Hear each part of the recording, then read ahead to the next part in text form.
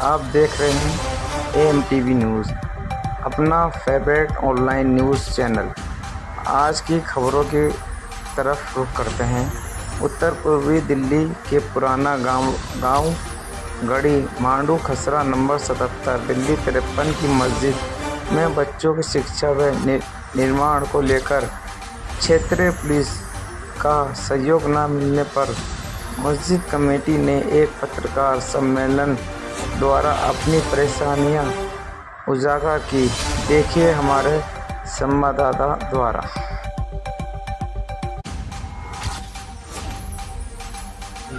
जी, ये जगह जो है पुराना गांव गढ़ी मेंढू दिल्ली 53 खसरा नंबर 77 है।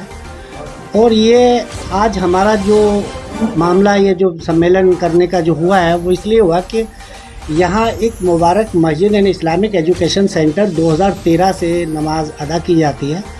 2020 में जो दंगे होते हैं उसके बाद से फिर हमें यहाँ प्रॉब्लम शुरू हो जाती है। अभी तक उस तक कोई प्रॉब्लम नहीं थी। हमारे माइक भी लगे हुए थे, ऊपर छत भी पड़ी हुई थी, टॉयलेट बाथरूम वगैरह सब कुछ बना हुआ था। मस्जिद में जो छोटी मोटी फैसिलिटी होती हैं वो सभी थी, लेकिन दंगों में उनको सबको जो है वो नेस्त नाबूद कर दिया गया, आग लगा दी गई। आग लगाने के बाद भी यहाँ जो है वो जो कंपनसेशन का जो पैसा लोगों को मिला गवर्नमेंट से या जैसे भी NGO वगैरह से, वो हमारी मस्जिद को कंपनसेशन भी नहीं मिल पाया। और 25,000 रुपये जो कंपनसेशन में SDM द्वारा जो दिए गए थे, उन 25,000 रुपये को भी हमारी मस्जिद में किसी तरह से नहीं लगने दिया गया कि नहीं जी आप यहाँ पे कोई कंस्ट्रक्शन नहीं कर सकते। और यहाँ हमने कहा कंस्ट्रक्शन नहीं कर सकते, लेकिन हम कम से कम टॉयलेट के या इसके बाथरूम के गेट वगैरह लगा सकते हैं। या हमारी छत जो है बिल्कुल तोड़ दी है, और इस छत में खुली धूप में बारिश में 3 साल से हम बारिश को झेल रहे हैं, धूप को झेल रहे हैं, हवा को झेल रहे हैं, क्योंकि हमारे ऊपर छत नहीं है। और आप सब ये जानते होंगे कि एक छत के बगैर किस तरह से ज़िंदगी गुजारी जाती है। हमें 5 वक्त इस मस्जिद में नमाज अदा करनी पड़ती है, और 5 वक्त में बारिश भी होती है, धूप भी होती है, हर मौसम को हमें झेलना पड़ रहा है। 3 साल इस शिकायत को हमें करते करते हो गए, लेकिन आज तक हमें छत मुहैया नहीं हुई कि हम अगर कायदे से टीन भी अपना जो शेड भी डाल लें, इतने तक हमें मोहलत नहीं दी जाती। क्या हमारा इस भारत में संवैधानिक कोई ये हक नहीं हमारा कि हम एक छत के नीचे खड़े होकर नमाज अदा कर लें? मस्जिद में कंस्ट्रक्शन कराने से आपको रोकता कौन है? कंस्ट्रक्शन की तो बात अभी तक हुई नहीं है। अभी कंस्ट्रक्शन हमने ऐसा कुछ किया ही नहीं, लेकिन हमें सबसे पहले समस्या जो आती है पुलिस से आती है। सबसे पहली कंपार्टमेंट में जो वो दी अपनी अर्जी कहाँ दी आपने?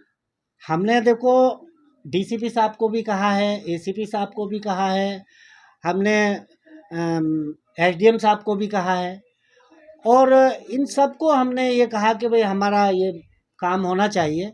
जमीयत में भी हमने कहा, वक्फ बोर्ड में भी हमने कहा, लिखित में भी दिया है, हम लिखित में भी दिया। प्रूफ है आपके पास कोई? हाँ, प्रूफ है मेरे पास। हमने वक्फ बोर्ड से एक लेटर लिखवाया था DCP साहब को, वक्फ बोर्ड के चेयरमैन साहब ने लेटर लिखा था। आपका ये जो मामला है ये तो कोर्ट में भी चल रहा है शायद, सुनने में आ रहा है। हाँ, ये मामला हमारा SDM कोर्ट में भी चल रहा है। 9 महीने से SDM कोर्ट में चल रहा है, और 9 महीने से हमें आज तक ये नहीं पता लगा कि आखिर ये कंप्लेंट किसकी है। तो जो पुलिस प्रशासन जो आपको परेशान कर रही है वो किस वजह से कर रही है, क्या कारण है, किस तरीके से सता रही है? सर, सताना क्या, एक तरह से हमारे साथ अत्याचार हो रहा है। अत्याचार ये हो रहा है कि अभी रमज़ानों में हमने गेट हमारे सड़े जा रहे थे 3 साल से, गेट के ऊपर कलर करा दिया। उस कलर पे हमें 3 दिन तक पुलिस ने परेशान किया कि आपने ये कलर क्यों करा दिया। हमने कहा सर ऐसा क्या असंवैधानिक हमने काम किया है, ऐसा क्या गलत कर दिया हमने जो हमने कलर करा के क्या कोई दिक्कत हो गई? नहीं, कोई ऐसा प्रावधान था कि आपको कलर करवाने से पहले कहीं से कोई परमिशन लेनी थी, कि ऐसा कुछ बताया गया था? नहीं, ऐसा कुछ नहीं कि बस कलर क्यों कर रहे हो, ये भी नहीं कि आपको परमिशन नहीं है। परमिशन की बात अगर वो करते हैं तो पढ़ाने के लिए करते हैं। मैंने हम पढ़ाने तो इसमें ऐसी कुछ कर ही नहीं रहे। बोले आप यहाँ पढ़ाई कराते हैं? मैंने हाँ, पढ़ाई तो यहाँ अरबी है वो पढ़ाई जाती है, उर्दू है वो पढ़ाई जाती है। बोले आपके परमिशन नहीं है। तो मैंने कहा उर्दू के अलावा आप यहाँ पे कौन कौन सी शिक्षा को लेकर के? देखो, सबसे मेन जो है हमारी वो दीनी भाषा अरबी है, और उसके दूसरे नंबर पे हमारा जो है वो उर्दू, और उसके बाद जो ऐसे बच्चे हैं जो किसी न किसी कारण स्कूल नहीं जा पाते, कुछ ऐसे बच्चे हैं जो छोटी छोटी 5-5 साल की 6-6 साल की बच्चियां हैं, क्योंकि यहाँ आसपास कोई स्कूल नहीं है। सबसे मेन मुद्दा यह है कि यहाँ कोई प्राइमरी स्कूल तक नहीं है। अब वो 5 साल की या 4 साल की बच्चियां रोड क्रॉस करके कैसे स्कूल जाएं? तो हम उनको अरबी और उर्दू के साथ साथ हिंदी, इंग्लिश और मैथ की शिक्षा भी हमारे जो टीचर हैं मुफ्त में प्रोवाइड कराते हैं। उनका कोई पैसा नहीं लिया जाता। मस्जिद कमेटी उसका जिम्मा उठाती है कि कोई बात नहीं, अगर किसी बच्चे पे किताब कापी नहीं है उसके लिए भी हम कोशिश करते हैं कि भाई नमाज इनको को दिया लेकर क्या परेशानी आती है? नहीं, जाए। नमाज को परेशानी शुरुआत में आई थी, बहरहाल अब नमाज के लिए कोई परेशानी नहीं है। अब परेशानी सिर्फ ये है कि बच्चे क्यों पढ़ा रहे हैं। एजुकेशन आपने जो है पुलिस की बात करी कि पुलिस वाले परेशान करते हैं, स्थानीय जो लोग हैं दूसरे समुदाय के, उनका क्या रिएक्शन है, वो क्या कहते हैं? मेरा ये मानना है कि पुलिस के पास इतना वक्त नहीं है कि वो बिला वजह हमें आके परेशान करे। कोई ना कोई स्थानीय लोग उसमें एक्टिव ज़रूर है, जो पुलिस को कॉल करता है, पुलिस को फ़ोन करता है। पुलिस इतनी फ्री नहीं है कि जो मुबारक मस्जिद के लिए बैठी रहे। क्या अभी तक किसी भी कॉल का खुलासा नहीं हो पाया? नहीं, अभी तक हमें ना पुलिस ने बताया है, हमें एसडीएम साहब ने भी ये नहीं बताया कि हमारे पास जो केस आया है वो पुलिस ने दायर किया है, एमसीडी ने दायर किया है या किसी स्थानीय व्यक्ति ने दायर किया है। अभी तक हमें इस बात का कोई खुलासा नहीं हो पाया, जबकि हमने एसडीएम साहब से सर्टिफाइड कॉपी भी मांगी वकील के थ्रू, अपना टिकट लगा के कि भाई हमें इसमें आप सर्टिफाइड कॉपी प्रोवाइड कराइए। उन्होंने उस कॉपी देने को भी अभी मना कर दिया कि हम अभी कॉपी नहीं दे पाए। कुल मिलाकर आपको प्रशासन की तरफ से अंधेरे में रखा जा रहा है। अंधेरे में रखा जा रहा अब आप क्या चाहते हैं? है। हम सिर्फ ये चाहते हैं कि हमें यहाँ जीने दिया जाए। हमारे यहाँ 50-55 परिवार रहते हैं। आखिर इनके बच्चे कहाँ उर्दू की या अरबी की तालीम लेने जाएं, कहाँ ये लोग नमाज पढ़ने जाएं, कहाँ कैसे जाएं? जबकि ये ज़मीन जो है हमारी पुश्तैनी नहीं है। ये ज़मीन भी इन्हीं स्थानीय लोगों ने हमको पैसे लेकर बेची हुई है। ऐसा नहीं है कि हमने कोई ज़मीन डीडीए पे कब्जा किया हुआ है। पर्सनली तौर पे खरीदी हुई है? हाँ, सब जीपीए के आधार पे हमने जो है सब, मस्जिद की ज़मीन भी हमारे पास ये खरीदी हुई है। बस्ती कब से कब तक बनी हुई? ये बस्ती का इतिहास तो लगभग लोग 300 साल पुराना बताते हैं कि ये गांव जो है 300 साल पुराना गांव है। लेकिन ये गांव बाकी में ऐसा है कि अंग्रेज़ों के दौर से भी ये गांव था और आज भी गांव है। यूनुस साहब, हाई कोर्ट का क्या मामला, हाई कोर्ट थोड़ा बता दीजिए, कब की डेट है आपकी, क्या चीज़ है? हाई कोर्ट की डेट हमारी जो है वो अगस्त में है। स्टे है इस पे, क्या चीज़ है? हमारी तरफ ये जो गांव का डीडीए का और इनका जो केस चल रहा था, डीडीए का और गांव की कमेटी का, उसमें 19 जुलाई की डेट है।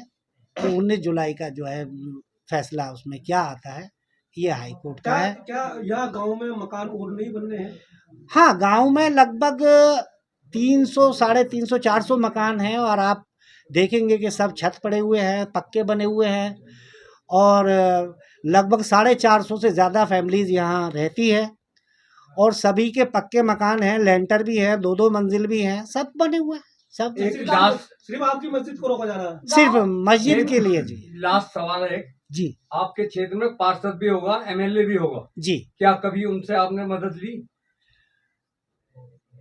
मैं अभी एमएलए साहब से तो मेरी मुलाकात नहीं हो पाई है अभी, लेकिन पार्षद जी से मैंने इसके बारे में, क्योंकि 2020 के जो दंगों में ये पूरी लाइन काट दी गई थी, खंबे गिरे पड़े हैं, उन खंभों को लगाने के लिए भी मैंने लिखित रूप में पार्षद जी को एक लेटर दिया था कि सर अंधेरा बहुत रहता है, जंगल का मामला है, हमारी लाइटें लगवा दी हैं।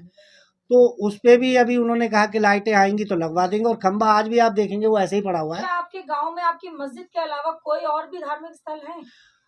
इस गांव में लगभग 6 के लगभग मंदिर हैं और कुछ आश्रम हैं और कुछ जी गौशालाएं तो लगभग 70-80 हैं। क्या उन पे कभी किसी तरह की कोई विपदा आई?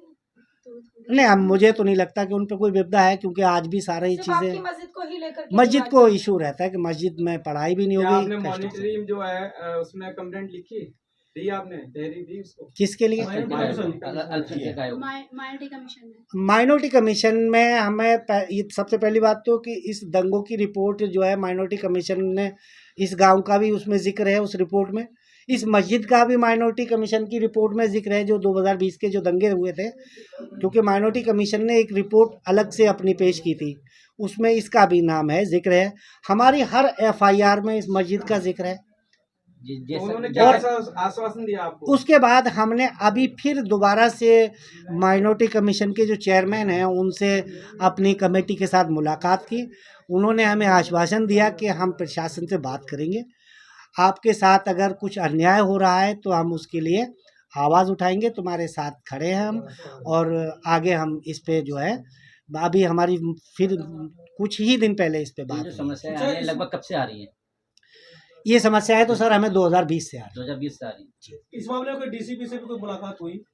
डीसीपी को हमने लिखत में 2-3 बार कंप्लेंट दी है कि हमें इस तरह की प्रॉब्लम यहाँ आ रही है।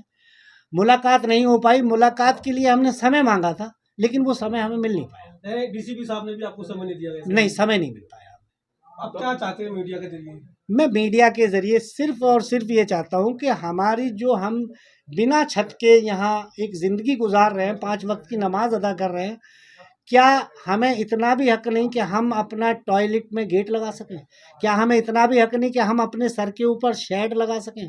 क्या हमें इतना भी हक नहीं कि हम अपने सर के ऊपर पर्दा लगा सकें? इतना भी हमें संविधान हक नहीं देता कि हम धूप में